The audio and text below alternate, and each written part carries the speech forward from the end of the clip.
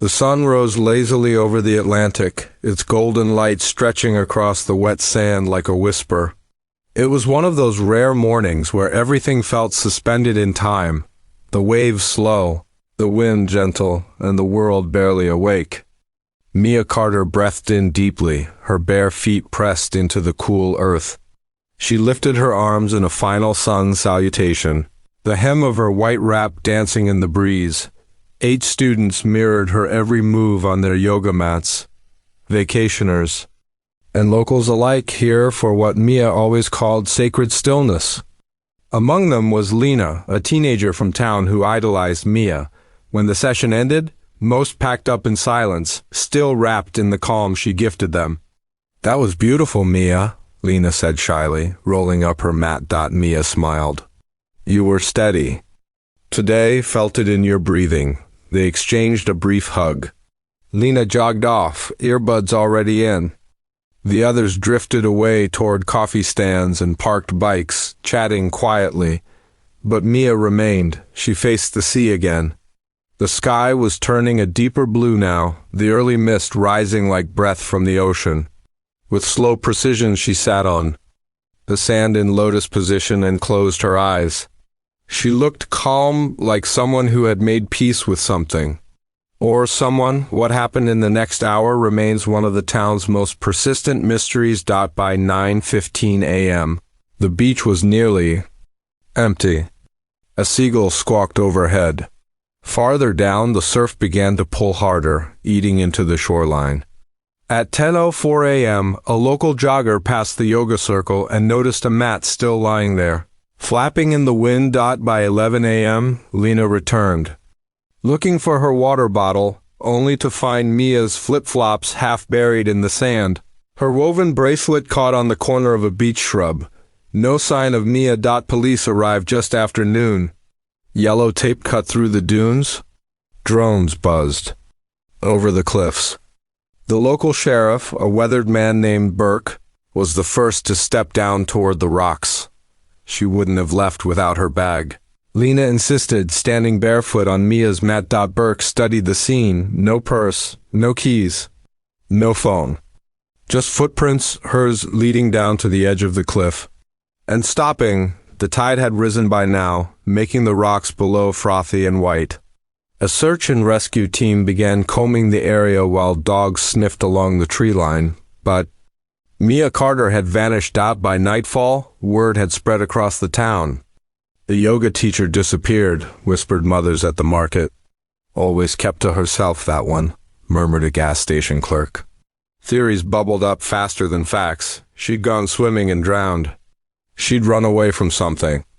She'd met someone, but no one could explain the bracelet, knotted with tiny beads, left tangled like a farewell offering back at her beachfront cottage. Untouched coffee still sat on the kitchen table. Her phone charger was plugged in. Her cat, Atlas, meowed from inside a sunlit window. Hungry and waiting, the next morning, Mia's brother Ethan stepped off a bus 2 towns over. He hadn't seen his sister in 6 months, not since their awkward argument over the phone. As he walked along the edge of the cliff she vanished from, he clenched his jaw. She didn't fall, he muttered to no one. Someone made her disappear? As the wind howled louder, Ethan stared down at the crashing waves, and far below, a glint of something metallic blinked from beneath the surf, then vanished with the next swell. Ethan Carter stood on the cliff's edge, boots planted in damp soil, staring down at the rocks below. The ocean roared up at him like a taunt. 3 years in Iraq, 2 tours in Afghanistan, and yet he had never felt this helpless. The spray hit his face, bitter with salt and silence. They told him it was likely a fall. She must have slipped. Lost her footing, but Ethan had known Mia all her life. His little sister didn't slip, she calculated, she planned. Even her yoga routines were scripted to the breath. He turned away from the cliff and headed back toward town. The coastal road winding like a scar across the landscape. It led him past weathered shacks, wind-churned shops, and eventually to a small white cottage with blue shutters, Mia's place. The front door creaked open under his hand. Inside, Everything was still, untouched. Her woven tote hung by the door, keys inside. Her phone was missing. So was her journal, the leather one she never let anyone read, but her cat's food bowl was empty. The curtains were half drawn. On the coffee table, 3 candles stood melted into one another. He crouched to pick up. A small shell from the rug, one she'd painted yellow as a child, and held it like it might speak to him, behind him. The door creaked. "Ethan?" He turned sharply. A tall man stood in the doorway, awkward and unsure. Curly dark hair, salt-stained t-shirt, sandals too clean. "Daniel Levesque, Mia's boyfriend," the man said, offering his hand like it mattered. Ethan ignored it. "You're the one who—" Said she just walked off? Daniel sighed, stepping inside. She needed time alone. She said she wanted to meditate after class, that's all. She'd leave her wallet behind too? She did that sometimes? "You don't know her like I did." Wrong words. Ethan's eyes narrowed. "No, you didn't know her like I did," Daniel shifted. "I already spoke with the sheriff. He asked everything you're asking." "Then answer again," Ethan said, stepping closer. "When's the last time you saw her?" Daniel hesitated. 2 days before the class. She stopped by my lab. We talked about taking a break? Break from what? Each other. Silence swelled in the space between them. The waves pounded outside. The clock on the wall ticked. "Look," Daniel added, "she'd been distant, emotional. I didn't push her." Ethan studied him for a long time. His instincts twitched. Something about the man didn't sit right. The too clean clothes, the rehearsed tone. But Sheriff Burke had cleared him, at least for now, later. That evening, Ethan walked to the police station. Sheriff Burke, a broad man with a permanent sunburn and too many tired years on his face, greeted him with a nod. "You don't believe it was an accident," Burke said before Ethan even spoke. "I think someone made her disappear," Ethan replied. "That beach is too exposed, too clean," Burke rubbed his jaw. "Nothing on the cameras.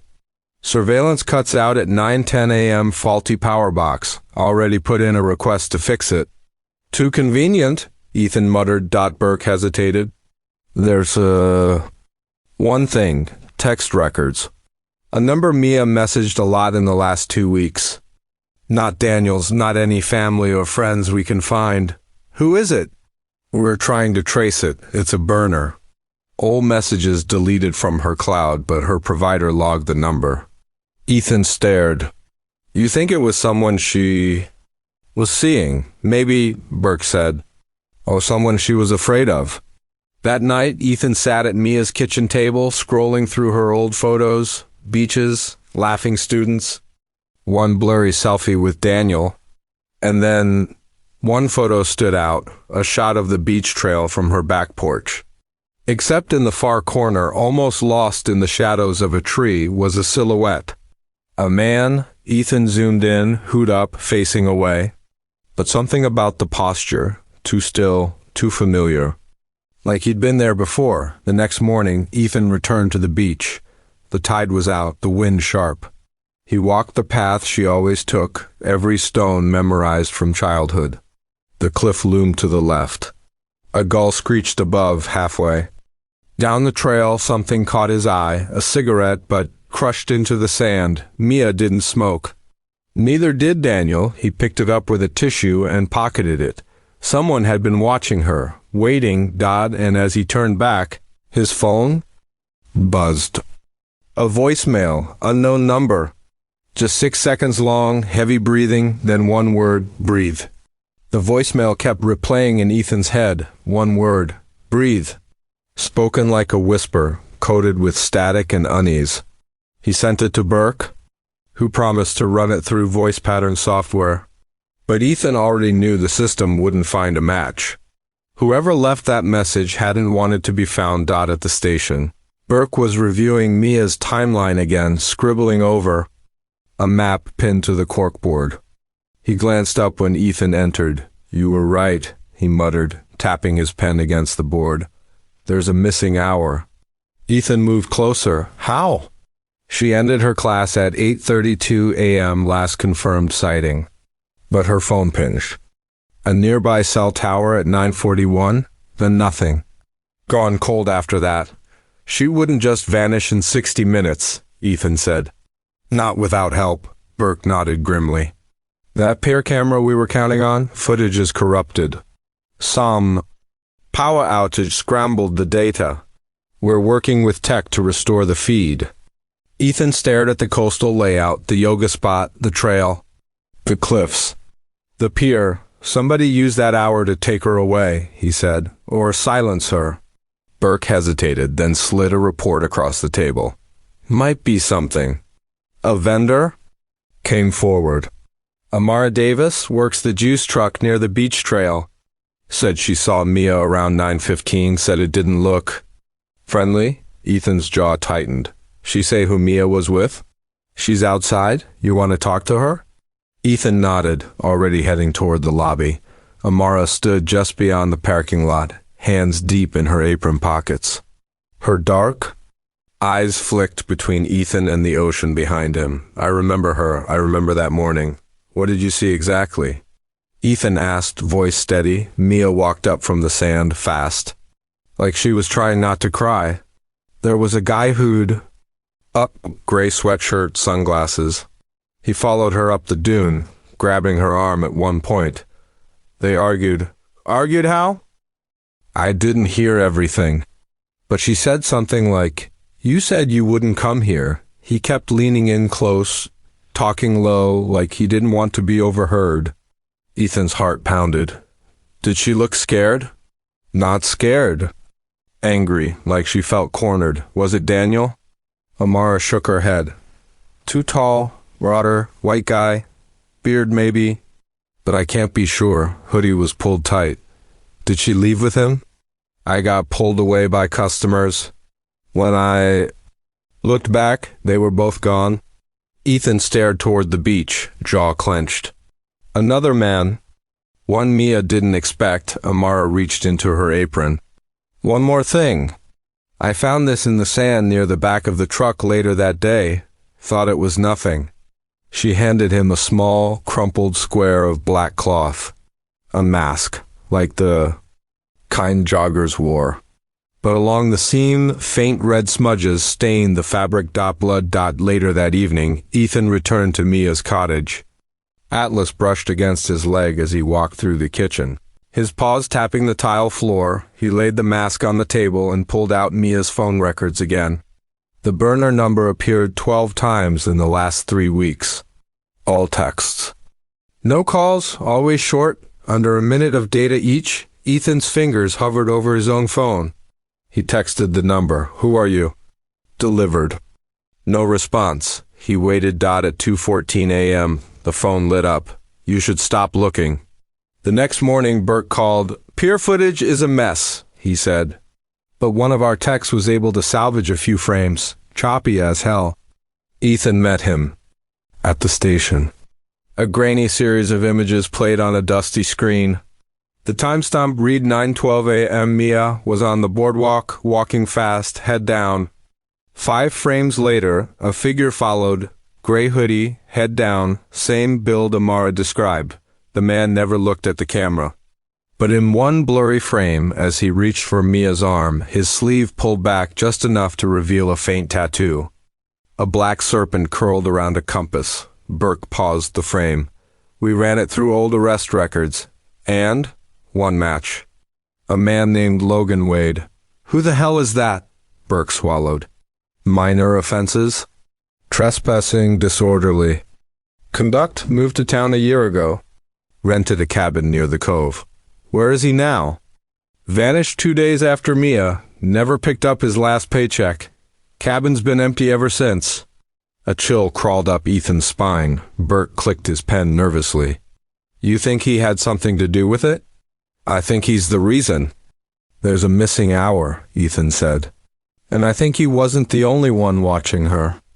As the image flickered on the screen, the serpent tattoo coiled around the man's arm like a warning, and somewhere in the shadows of Ethan's memory, he was sure he'd seen that tattoo before. The sea always gave Daniel peace, but not today. The Dive log on the whiteboard behind him read August 17th, 2022, solo reef run. 9 o'clock to 11 a.m., the same morning Mia disappeared. Ethan stood across the Marine Lab's metal table, fists clenched, heart hammering in his throat. Fluorescent lights buzzed overhead. The whole room smelled of salt, rubber, and old secrets. "You went diving that morning?" Ethan asked flatly. Daniel nodded. "It was routine," I told the sheriff. "You didn't tell me." Daniel looked up from a tray of tagged coral samples, unfazed. "I didn't think I owed you a debrief." "Wrong answer." Ethan's hand shot across the table, grabbing Daniel by the collar. Glass beakers rattled. "Don't play cold with me." "You were underwater the same time she went missing." "That's not routine. That's convenient." Daniel didn't flinch. "Let go." Ethan's jaw tightened. "Where exactly did you dive?" Daniel pulled free and stepped back. "Cove 2, past the outer ridge. That's near the cliffs." "And?" Ethan stared at him. "What were you looking for down there?" "Reef temperature samples. I log them weekly." Ethan's voice lowered. "You know they pulled a piece of Mia's bracelet from seaweed along that ridge 3 days ago?" Daniel's eyes narrowed. "I didn't touch her. I didn't even see her that day." A long silence stretched between them. Sheriff Burke entered. Then, holding a Ziploc bag. Inside, a blue aluminum water bottle, faded floral decals on the side. "We found this in a side bin of your lab fridge." Burke said. Daniel barely looked. "She left it earlier that week. Monday, maybe." "She came by to drop off some keys and talk." "What did you talk about?" Ethan asked. Daniel rubbed his forehead. "Taking space. She was pulling away. She had things she wouldn't talk about." "You think I didn't notice?" Burke flipped through his notes. "You logged a dive at 9 a.m. Mia's phone pinged at 9:41. You were under when she vanished." "Exactly," Daniel said. "So how could I have done anything?" Burke didn't answer. He looked at Ethan instead, his eyes cautious. No signs of struggle at the cove. No blood. No fibers. "No charges." Ethan stormed out of the lab. Back at Mia's cottage. The grief cracked into something colder. Obsession. Ethan sprawled across the floor. Mia's files spread around him like puzzle pieces no one wanted to solve. Dive maps, phone records, the recovered photos. The cigarette butt. He fixated on the dive chart. Daniel had logged dozens of dives in the past year, but none so close to the cliff area until that morning. Coincidence? He opened Mia's old notebooks, doodles, mantras, quotes. Then suddenly, something strange, a torn corner of paper tucked into the back cover. A sketch, a serpent wrapped around a compass. The same tattoo from the pier footage. His pulse surged. She knew Logan, or feared him. He flipped the page, a phrase written in black pen, underlined twice. "If he ever shows up again, I run." Who? Was she talking about Logan or someone else? The next morning, Ethan returned to the dive site at Cove 2. The water was calm, deceptively clear. With borrowed gear and trembling fingers, he descended, below the surface. The world became muffled, cold. Otherworldly. Seagrass brushed against him as he kicked through narrow channels between rocks. Something glittered below, a broken GoPro. Mount, barnacle-crusted, wedged in a crevice. He yanked it free. Back on shore, he opened it in Burke's office. Memory card still intact. The footage showed Daniel, alone, setting up sensors along the ridge. For 10 minutes he spoke into the camera about reef decay. But at the edge of the frame, blurred, distant, something moved. A shadow. Maybe a boat, or maybe someone watching. Ethan reviewed the footage again and again that night. The angles, the timestamps. One frame caught his breath, a reflection in Daniel's mask. For a split second, another figure standing on the ridge above him, not Mia. Too broad, wearing AHOODIE, then leaned forward. The silhouette turned slightly, revealing the faint suggestion of the serpent tattoo. Logan had been there. Why? Was he following Daniel, or protecting him? Ethan brought the footage to Burke. But the sheriff seemed weary. "We can't confirm that's Logan. Can't charge Daniel with a reflection. We need more." Ethan slammed his fist on the table. "You think I'm paranoid? I think you're grieving. I think someone knows what happened and you're too scared to dig." Burke met his eyes. "I've been digging. And there's more dirt than you know." He pulled out a file, sealed and stamped Private Internal Affairs. Ethan hesitated. "What is it?" Burke slid it forward. "Mia filed a complaint 6 months ago, said she had a stalker. Said someone had followed her to a yoga retreat and carved a snake into her car door. She named him Logan Wade?"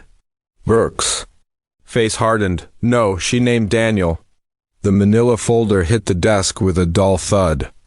Ethan stared at the name on the cover, Dr. Alexander Monroe. Sheriff Burke opened it slowly.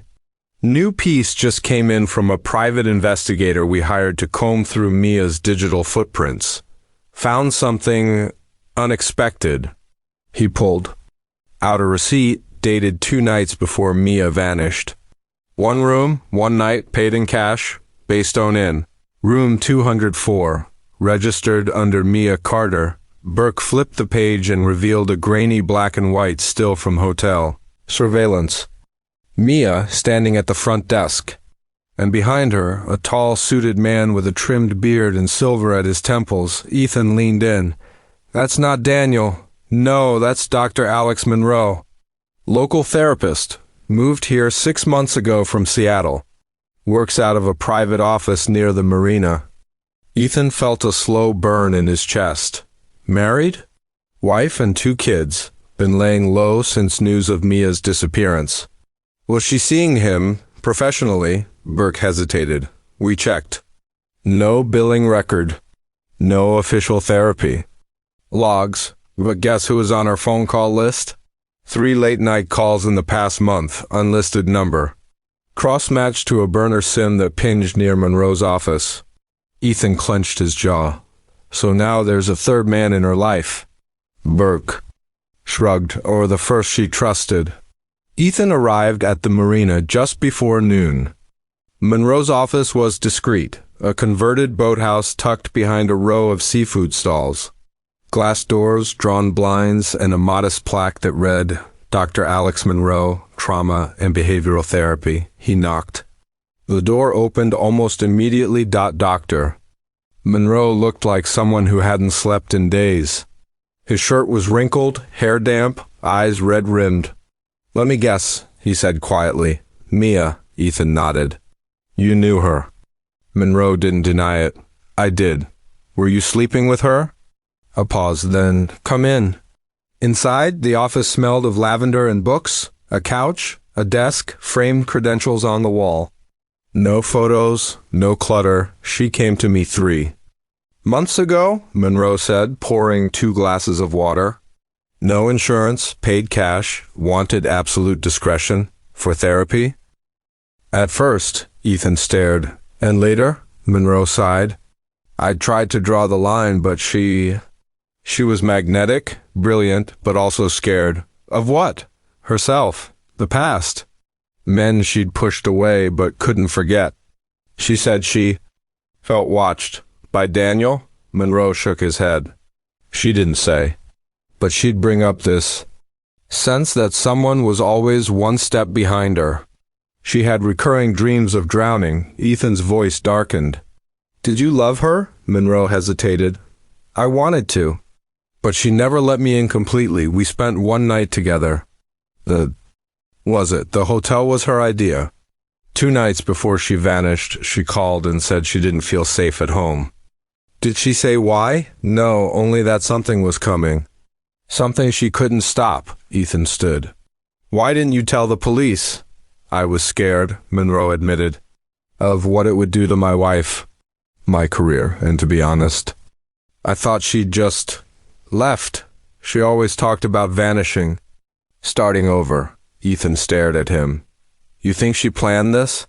"I think she feared this," Monroe said quietly. "And she was right." Back at the station, Ethan shared everything Monroe had told him. Burke took it all in with his usual grim silence. Then he opened a drawer and pulled out a second photo, hotel footage, same night, later timestamp. Mia, leaving the side exit, alone. She left at 2:47 a.m. Monroe stayed until morning. Says. She asked him not to walk her out. Why would she go out alone in the middle of the night if she was afraid? Maybe she wasn't alone for long. Burke handed Ethan another image, traffic cam still, 1 block from the hotel. A figure in a gray hoodie, same time, following her. No face. But the body language, the height, it matched. Ethan's blood chilled. Logan, possibly. Or someone who wanted to look like Logan. You think she was lured there? Burke shook his head. I think she was desperate for safety. And someone took advantage of that. Ethan sat down, the weight of it all crashing over him. 3 men. 3 timelines.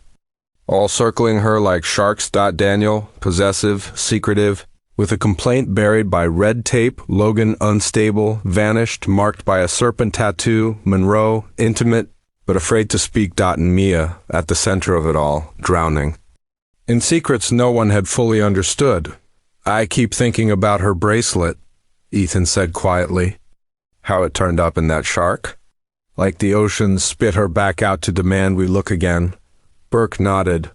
Then we keep looking. Ethan's phone buzzed. 1 new message from the burner number.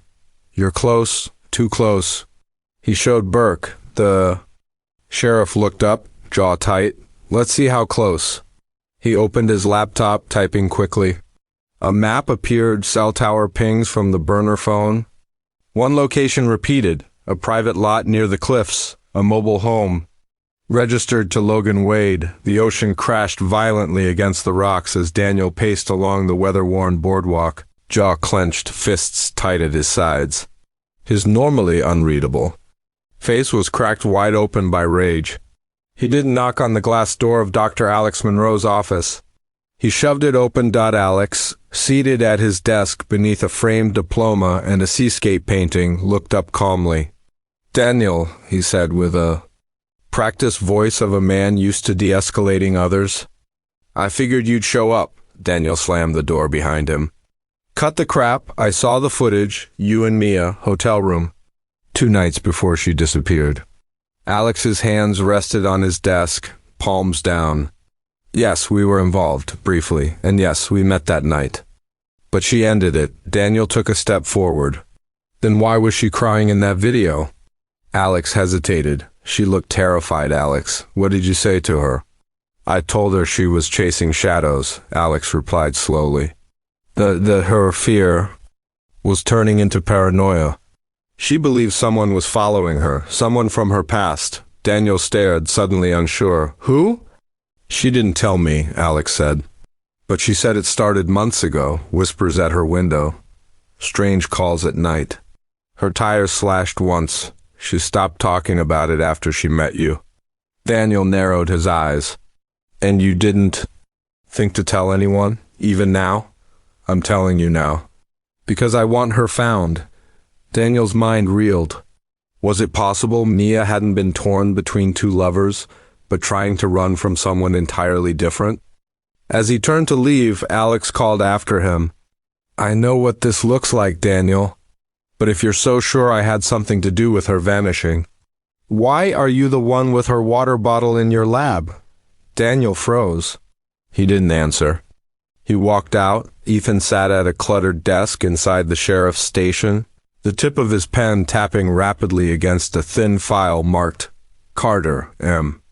Detective Lacey stood beside him, arms crossed. This should have been flagged, Ethan said, eyes sharp. It's a stalking complaint, filed 6 months ago, and no one followed up? Lacey's jaw tightened. It was assigned to a now retired officer. File says there were no leads. Mia refused a formal protection order. We lost track. She didn't refuse, Ethan growled. She didn't trust the system. That's not the same thing. Lacey sighed. We'll reopen it. Ethan snatched the file and flipped through it. There it was, a single name scribbled in the margins, possibly A.L. No last name, no other clues. Alex Monroe. No, his initials didn't fit. Ethan stood. I want her phone records. 6 months back, text, calls, deleted voicemails. We're working on a subpoena. Work faster. That night, Lena, Mia's yoga student, sat alone in her tiny apartment. Lit only by a flickering candle and a muted TV, she stared at a group photo from that last yoga class. Mia in the middle, smiling, but her eyes strained, distant. Lena zoomed in. Something caught her eye. A man, standing far off in the background, near the dunes, gray hoodie. Hands in his pockets, watching. She hadn't noticed him before. Next morning, Ethan stood beside the sea, eyes scanning the cliffs. The tide was low, revealing rocks that normally hid beneath the surf. In the cold breeze, he whispered, "Where did you go, Mia?" He closed his eyes. Flash. A memory surfaced. Not his own, but one Mia had once shared over whiskey. Years ago, she was 19. She had a college stalker. Aggressive, delusional, tried to break into her dorm, got expelled, vanished. His name?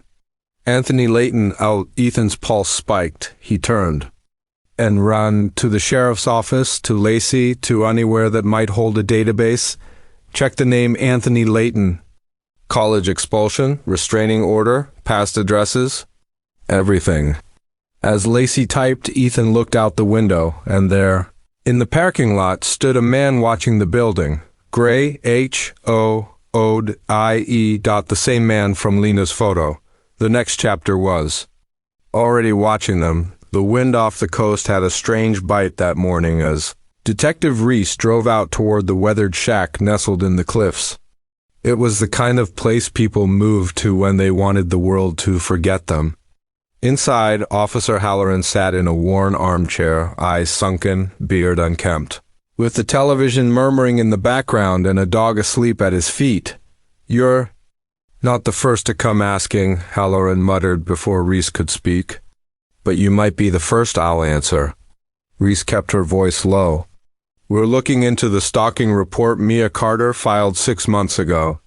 Her brother claims—" "I remember," Halloran cut her off, eyes suddenly sharper. "Young woman, scared but determined. She said he kept showing up at her classes, left notes on her car. One night he followed her home. Who was it?" Halloran's fingers twitched on the arm of the chair. "Logan Wade." Reese's breath caught. "That name again. You didn't log the complaint," she said. "There's no record." Halloran looked away, shame heavy in his expression. "I did, but it was wiped from the system, orders from above. Logan's father was Mayor Dennis Wade. You think I wanted to bury it?" "No, but they made it clear, ruined my pension, dragged my family through hell. I'd already given 30 years. Reese's voice dropped. "Do you know where Logan is now?" Halloran gave a bitter chuckle. "No one does." "Not even his father?" "If the old man's still breathing, Logan disappeared last fall. After the incident at the lighthouse." "What incident?" Halloran hesitated, then opened a side drawer and slid out an envelope, yellowed and frayed. "This is a copy of the handwritten statement Mia gave me. I wasn't supposed to keep it, but I did. Couldn't sleep otherwise." Reese opened it slowly.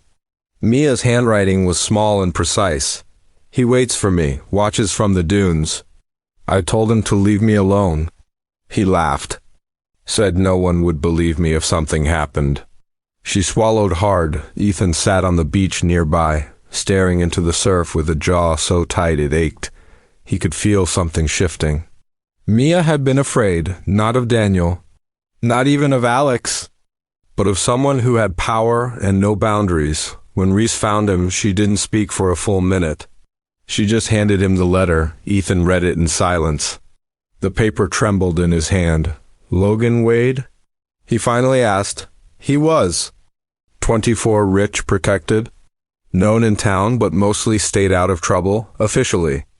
We found out he attended Mia's yoga sessions for months. She never mentioned him by name until that last report." Ethan clenched his fists. "And now he's missing too. Disappeared 3 weeks before Mia. According to his father, he left a note saying he was heading to a retreat. No one's heard from him since. Convenient, Ethan growled. Meanwhile, back in town, Daniel stood outside the lab, watching waves crash against the jetty. He felt like a man unraveling slowly, thread by thread. He hadn't loved Mia the way she wanted, and maybe she knew that. But he'd never hurt her, at least not in the ways that mattered, inside his office. He finally unlocked the second drawer of his desk, the one he hadn't opened since Mia vanished. Inside lay a USB drive, one Mia had given him just in case. She'd said, against better judgment. Daniel plugged it into his laptop. The file was audio. Her voice, low and steady, crackled through the speakers. If something happens to me, don't trust anyone, not the police. Not even Alex, especially not Logan. I think he's followed me into the woods twice. I see him outside my window, and no one will believe me. Daniel's blood ran cold in the sheriff's office. Reese and Ethan were poring over town maps when the call came in. A park ranger had found a burned-out SUV in the ravine outside town. The plates matched Logan Wade's vehicle. Inside was a rusted-out toolbox, and behind the passenger seat, a melted plastic lanyard that once held an ID card. Mia Carter's name was still legible. Reese stood frozen. Ethan whispered, "They were in that car together." But only one body. The ranger had said, "And it wasn't Mia's." The pieces were moving. The silence was breaking, and somewhere, not far from the cliffs where it all began, something buried was starting to surface. The salt in the air that morning carried something heavier than the ocean mist, a truth waiting to surface. Ethan sat cross-legged on the floor of Mia's apartment, her old laptop open in front of him. The room smelled faintly of lavender and paper. Books lined the wall, half-read journals, crystals, and essential oils scattered like artifacts from a life abruptly paused. The cloud account had been difficult to access. Two-step verification, old passwords, security questions he couldn't guess, but persistence and pain had a way of sharpening memory. And when he finally got in, it was there, a file with no name, just a timestamp. 2:11 a.m. 2 nights before she disappeared. His pulse quickened as he clicked it. The voice that came through the speakers was raw, tremulous, barely above a whisper. It didn't sound like the vibrant Mia who led yoga retreats or sent laughing voice notes about silly seagulls stealing chips. It was someone else, someone unraveling. "If anything happens to me, ... Her voice began. Ethan froze. "It won't be an accident." She exhaled shakily, like she'd been holding her breath for too long. "I know how it sounds. Paranoid, overdramatic. I've told myself that too many times. But Logan won't stop. He watches me everywhere. The police didn't take it seriously. No one did, not even Daniel, especially not Daniel." Ethan leaned closer. The sound of crashing waves echoed faintly in the background. She must have recorded it near the shore. At first, Daniel was kind, protective, but then something changed. He became cold. "Like I was a burden," he said. "I invited this. That I was addicted to drama." A bitter laugh escaped her.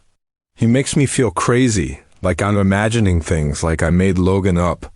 The pause that followed was long. Ethan nearly stopped breathing. "There's something else I haven't told anyone," she whispered.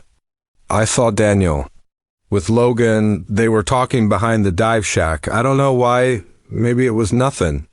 But when I asked Daniel, he lied, sighed. I must have been confused. Gaslighted me." Again, Ethan's knuckles clenched white around the edge of the laptop.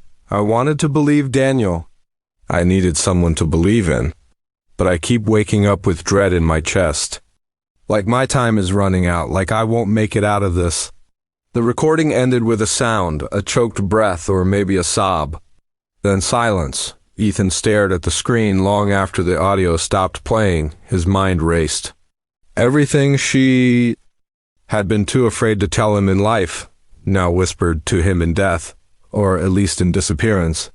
He refused to say death, yet he forwarded the file to himself, labeling it evidence_Mia_Mimo with shaking fingers. Then he called, "Detective Harlow, meet me now," Ethan said. "This changes everything." The pier loomed in the distance, its rotting planks jutting out like broken teeth into the gray sea. Ethan parked near the boardwalk and stepped out into the wind. Detective Harlow was already there, coat flapping around her knees, eyes narrowed. At the horizon like she was interrogating the ocean itself. "I got your message," she said. "What is it?" Ethan handed her his phone. She listened in silence, eyes tightening with every word. When it ended, she spoke slowly, like the weight of the words had settled into her bones. This was recorded 2 nights before she vanished. He nodded. She feared both of them, Logan and Daniel. And no one listened, Harlow exhaled. The timing, the tone, everything, it paints a very different picture. Ethan looked toward the cliffs beyond the beach. What if she tried to run, and they both wanted her gone for different reasons? That's a dangerous theory, Ethan. She was drowning in silence, he said. Now she's screaming, and you're finally hearing her. Harlow nodded slowly, almost reluctantly. I'll need a formal copy of the audio. I'll have tech run metadata, but Ethan, this doesn't prove who did anything. Only that she feared something. Something, Ethan said, his voice hardening, or someone. Harlow's radio crackled. She turned, speaking quickly into it, then froze. There's a development, she said. What? Someone found something near the tide pools. A bag washed up from the reef. It might be Mia's. The words hit Ethan like a wave. He broke into a run before she finished speaking, his boots pounding the wooden slats of the boardwalk. The roar of the ocean rose, drowning out everything except the echo of Mia's voice in his head, if anything happens to me. It won't be an accident. Behind him, Harlow followed. Below them, the tide shifted, and secrets long buried were beginning to rise. The sea never forgets. 3 years had passed since Mia Carter vanished. Her name had faded from headlines, her face no longer stared out from posters, and her case officially unsolved had become local lore.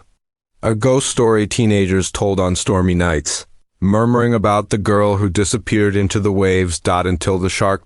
It was just after sunrise when the fishing boat Delilah rocked gently a few miles off the coast. Captain Elias Boone, a grizzled man with crow's feet like salt cracks in leather, had hauled in dozens of sharks in his day. But this one, long, heavy, and strangely still, was unlike the others. It had a bloated belly, grotesquely stretched. Its gills barely fluttered. It was dying. Boone knew better than to waste time. With practiced hands, he slid open the shark's stomach to investigate the blockage. First came the usual sludge seaweed, fish bones, an aluminum can, then something glittered in the morning light. A bracelet. Silver, tarnished, partly digested, but still legible. Breathed deep. M. Boone frowned. He turned it over in his palm, wiping the bile from its surface with his shirt. The engraving seemed oddly personal. Later that afternoon, at the Marine Salvage Station in Brookhaven, a technician swabbed the bracelet for DNA at the request of local authorities.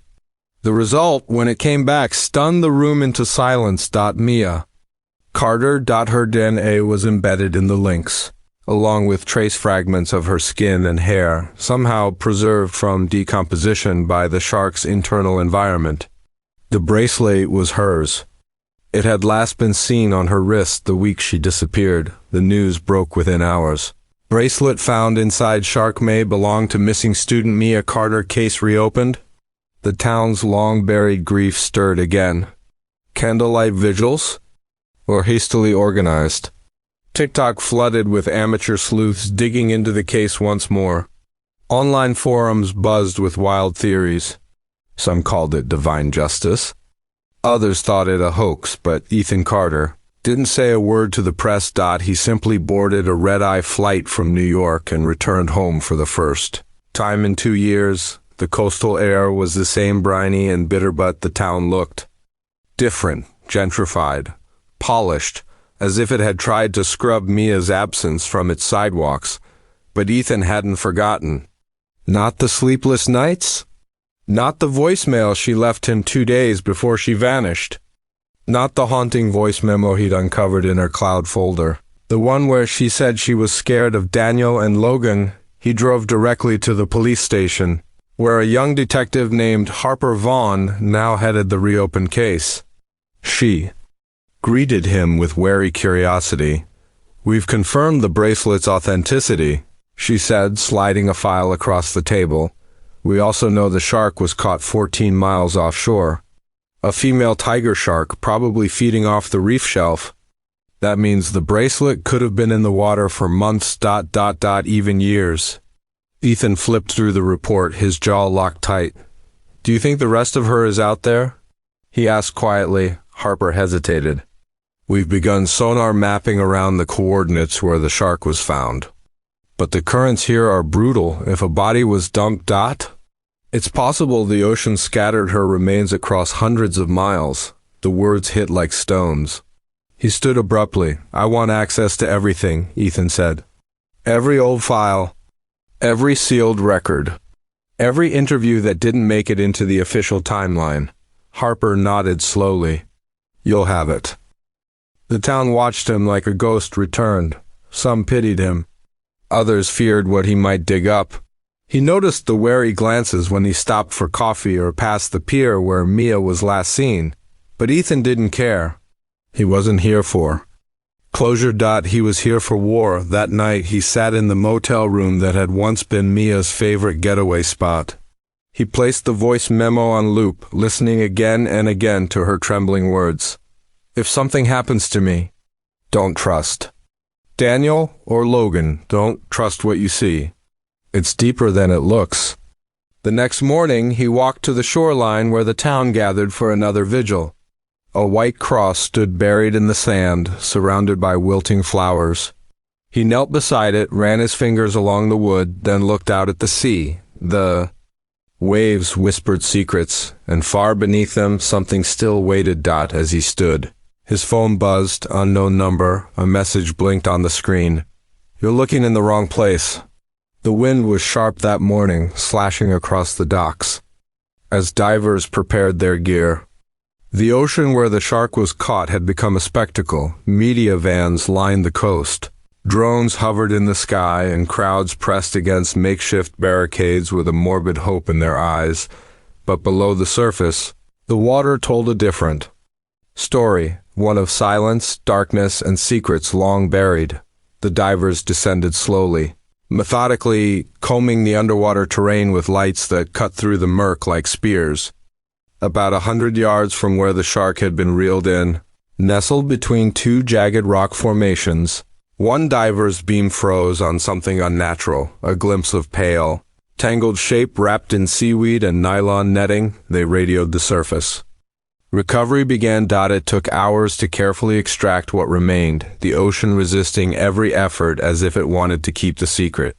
When the remains were finally brought ashore, they were not whole, but the tattered clothes and jewelry fragments. A rusted silver anklet with a single blue bead matched what Mia's mother had described years ago. The forensics tent was quiet, reverent even as the skeletal remains were laid out for examination. Ethan stood outside in the drizzle, staring at the closed tent flap with a hollow chest. His hands trembled slightly, balled into fists in his coat pockets. Inside, Dr. Rena Galvez, the forensic pathologist, worked with sterile precision. She noted fractures on the skull, 2 sharp indentations on the right temporal bone, and a larger break across the occipital ridge. These weren't injuries caused by ocean currents or underwater rocks. This wasn't postmortem, she said, to the detective beside her. She suffered blunt force trauma to the head before entering the water, possibly from a blunt object like a bat, a pipe, or the corner of a heavy table. There were other details, bone bruising on the ribs and pelvis, consistent with struggle, and fibers tangled in the netting that matched a type of commercial fishing net, not typically used by local fishermen. But by larger vessels or offshore collectors, Ethan was called in later that night. He stood over the table, eyes fixed on the remnants of his sister's life. For a long time he said nothing. "Can you tell if she was still alive when she hit the water?" He finally asked. Dr. Galvez hesitated. "There's no water in the lungs, which means no, she was likely unconscious." Possibly already dead? Ethan felt his knees weaken. He sat on the metal bench, burying his face in his hands. The image of Mia's final moments, the fear in her voice in that recording, the way she whispered about Daniel and Logan, returned. Like a phantom wind curling around his neck, someone had silenced her. Someone had made sure her body would never float to the surface. But something had gone wrong. The net had torn. The sea had dragged her remains across miles. And then, ironically, it was nature, a ravenous shark, that undid the killer's plan, that brought her back. Detective Isla Moore entered the tent quietly. "We ran the net fiber," she said, offering Ethan a printed report. "It's used by a specific marina off Seabird Cove. Only 5 permits were issued for that type of gear in the past 6 years. Ethan took the report, scanning names. One leapt out at him. Logan Wade. "Wait," he whispered. "Logan's missing." "2," Isla nodded grimly.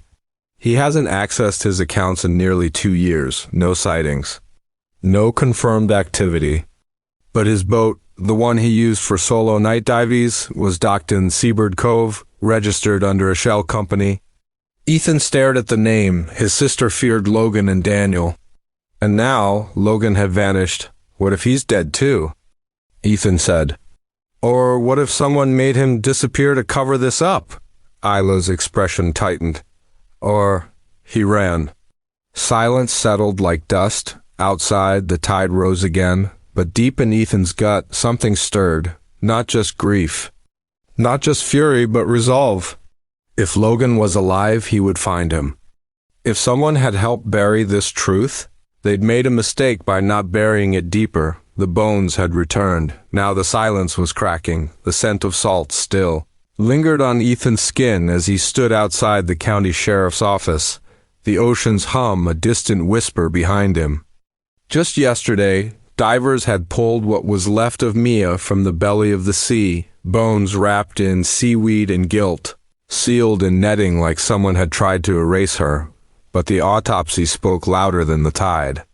Mia hadn't drowned. She had been silenced, brutally. Before her body ever met the waves. Daniel was brought in again. Inside the interrogation room, Daniel sat with his usual clinical stillness, fingers interlaced on the table. His eyes scanned the folder of autopsy photos without flinching. Ethan watched through the observation glass, waiting for something, anything, to crack through the man's cold exterior. We found evidence of blunt force trauma. Detective, Ramirez said, her voice flat. The kind not caused by a fall or a wave? Daniel didn't blink. I didn't kill Mia. Did you know about the bunker on Logan Wade's family property? Daniel looked up now, a twitch in his brow. What bunker? That was the moment Ethan knew. Daniel had no idea. And for the first time in 3 years, Ethan's anger pivoted fully and frighteningly to someone else. Logan Wade. The name had haunted the margins of the case from the beginning. First a rumor, then a stalker, then a ghost. But now, with Mia's final voice memo echoing in Ethan's ears, Logan's threat had weight. He was the other shadow in her life. The search began at sunrise. The Wade family estate stretched along the wooded edge of town, where neglected trails, curled behind trees and decaying sheds, marked forgotten boundaries. Logan had vanished the same day Mia did, and now that coincidence felt like confession. The old gardener's shed behind the main house had always seemed like storage, until someone noticed the iron hinge beneath the rotting floorboards. What? They found beneath chilled even the most seasoned officers. A narrow stairway descended into darkness, opening into a concrete chamber, the air thick with mildew, rot, and something far older. Ritualistic symbols were scrawled in chalk along the walls. Candles long burned out, a mattress, a rusted camera tripod. Dozens of photographs pinned in a mosaic, all of Mia walking to school at the pier. Sleeping in her car, and in the corner, a single wooden chest, inside, a hoodie, maroon, torn at the sleeve, stiff with dried blood. On the tag in fading ink, Daniel S. Ethan froze. Ramirez stared at him. She was wearing this when she disappeared. It wasn't on her body, but, Ethan whispered, it belonged to Daniel. They bagged everything, documented every inch, but it was the blood that sealed it. DNA confirmed it. The blood on the hoodie belonged to Mia. And just like that, the monster had a name. Logan Wade. The following days unfolded like ash in the wind. The town watched in horror as the story unraveled. Logan's father, a former councilman, had used influence to erase the initial stalking complaint. Officer Halloran's confession finally made sense.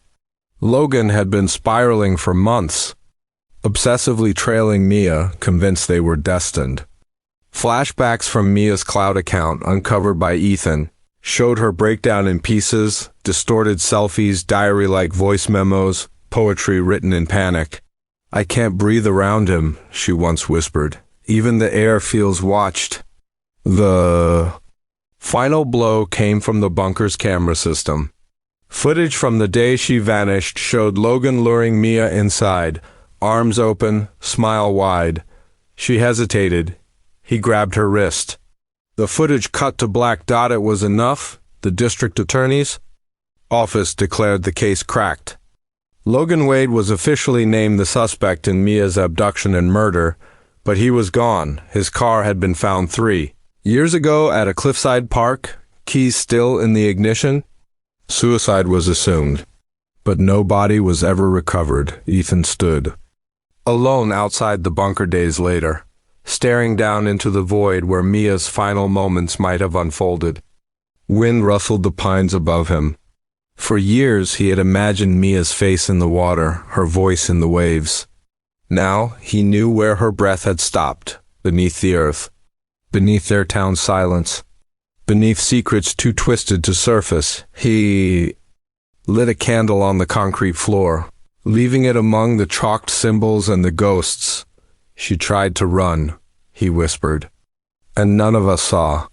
The next morning, as media vans circled the Wade estate and crowds gathered at the docks for a memorial, Ethan received one final alert on his phone.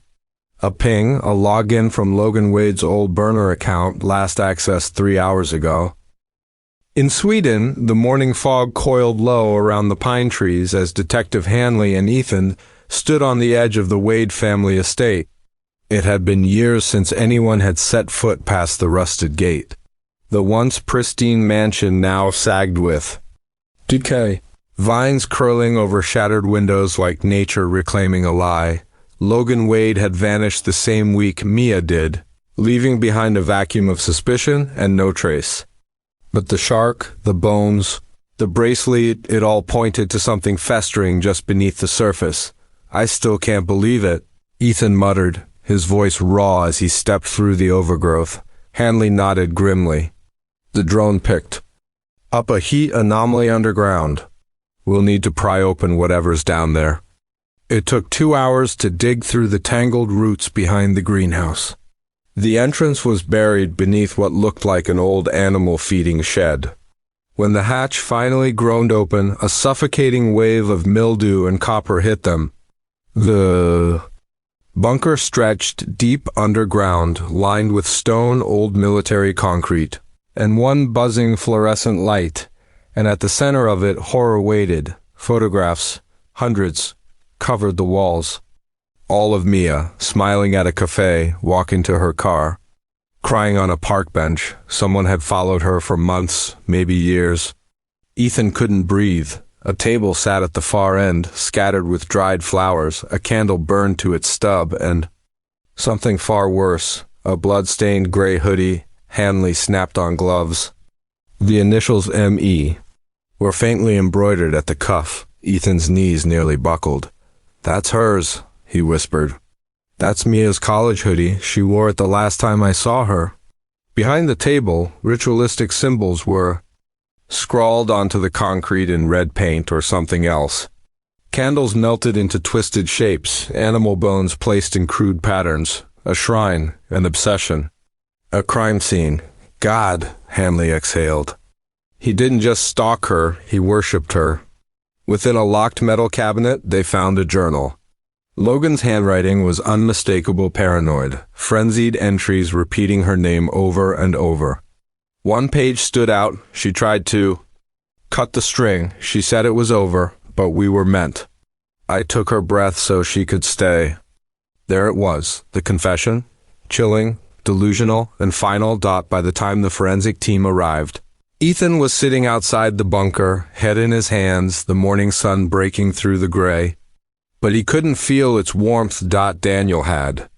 Been cold? Yes. Distant, suspicious in his own way. But Logan had been quietly burning from the inside out. Later that day, the lab confirmed the blood on the hoodie was Mia's. The bones matched her dental records. The case was legally closed. A press conference was held, but for Ethan, closure was a myth. He returned alone that night. The bunker had been sealed by police tape, but he stood outside it anyway, clutching a photograph of him and Mia on their first trip to the coast. She was laughing in the picture. Not smiling, laughing. The real kind, with eyes squinting and nose wrinkled. He hadn't seen that laugh again after Logan came into her life. The next morning, national headlines screamed, "Local stalker responsible for Mia Everly's death, body confirmed, secret. Shrine found in missing official's bunker. Family seeks closure in coastal murder mystery, but for those who knew her, really knew her, it was just the beginning of a new silence. The kind that echoes after trauma, that lingers in old phone recordings and fading perfume on a sweater. At Mia's memorial, Ethan stood beside a tree she once carved their initials into. He read aloud the words she said in that last voice memo. Now etched into a stone plaque, I want to be more than what's happening to me. I want to breathe deep. I want to live. As the wind picked up through the pines, carrying her voice through memory, a calm fell, but not peace. Not yet, because someone had to ask. Why Logan Wade was never stopped, why a complaint had been buried. Why? No one protected her when she begged, and Ethan still hollowed out. Still haunted knew that justice in a courtroom was only one kind. The rest? That would come from shining a light on all who had turned away while Mia's world darkened. And in the shadows beyond the Wade estate, something else stirred, a quiet revelation. Buried beneath years of lies, because someone else had entered that bunker once and they had left. Something behind. Something no one had noticed. The sun broke through the clouds on the morning of the memorial, casting a golden light over the hillside where Mia's ashes would be spread. White folding chairs lined the clearing near the cliffs she loved, the very place she'd once whispered to Ethan, "This is where I feel like I can breathe." Now the air was heavy with grief. Dana Everly clutched her daughter's photo against her chest. Her hands trembled, but her jaw was set. Eyes dry, not because there were no tears left, but because she refused to waste them on silence anymore. The town had shown up. Dozens of people who once whispered about Mia, doubted her, ignored the signs. Now they sat quietly, shame and sorrow stitched into their Sunday best. Ethan stood beside Dana, holding the small wooden box of ashes. Inside it rested more than bone and memory. Inside was the story that almost disappeared. When the mayor approached the podium, a hush fell over the crowd. "We gather today," he began, "not just to remember Mia Everly, but to confront what we failed to see." Her voice was never silent, it was unheard. "And for that, we ask forgiveness, and we promise change." Dana stepped forward. There was no speech in her hand. No note cards. Just truth. "She came to me a month before she disappeared," she said, her voice steady. "She told me she was scared. She said Logan had changed, that he watched her sleep, that he followed her when she left work, that he'd become someone else, something else. She said no one believed her. Not the police, not even me." She paused, tears filling her eyes now. "I told her to stay calm.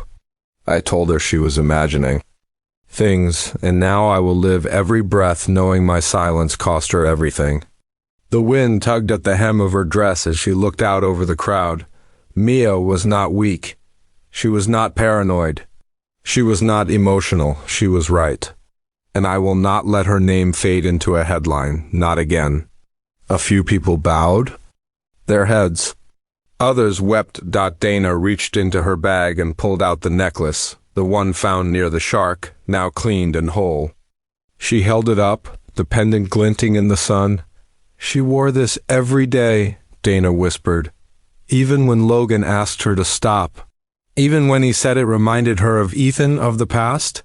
But she said this was her anchor, her truth.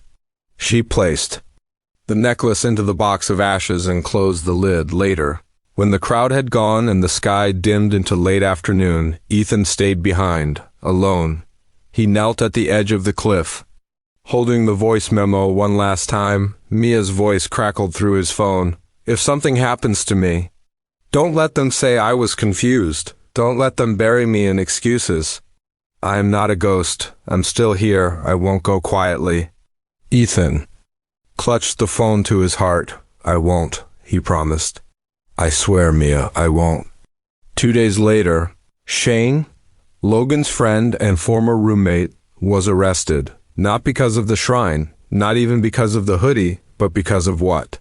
Ethan noticed inside the bunker after it was reopened for evidence processing. A faint, bloody fingerprint on the cabinet door. Didn't match Logan. It matched Shane. The DNA was fresh.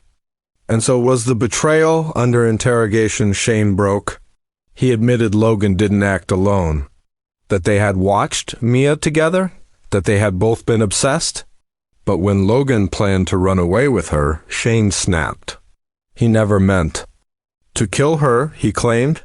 But when Logan took her to the bunker, Shane followed, and only one of them walked out. Shane buried Logan's body in the forest the next day and staged the disappearance. It had been him all along who returned to the shrine year after year. It was he who left the voice memo on Mia's phone, mocking her last words by editing them to seem paranoid. It was he who tried to keep the secret buried, but Mia's voice had survived, even if through broken audio and ocean-soaked jewelry. Her truth outlived her silence. In the final court hearing, Dana read a victim impact statement that shook the courtroom. Then, Ethan stood and played the voice memo. The judge wiped tears from her eyes. Shane received life in prison without parole. The case was officially closed, but for Ethan and Dana, it never truly ended, not in the legal sense, not in the emotional one. They established the Mia Everly Foundation, a national initiative focused on missing women, obsessive relationship red flags, and overlooked digital evidence. Mia's voice was now being used to save others. On the foundation's website, the first words read, "Her voice was never silent. It just took the world too long to listen." And in a quiet corner of the coast under the windswept pine trees, a new plaque stood.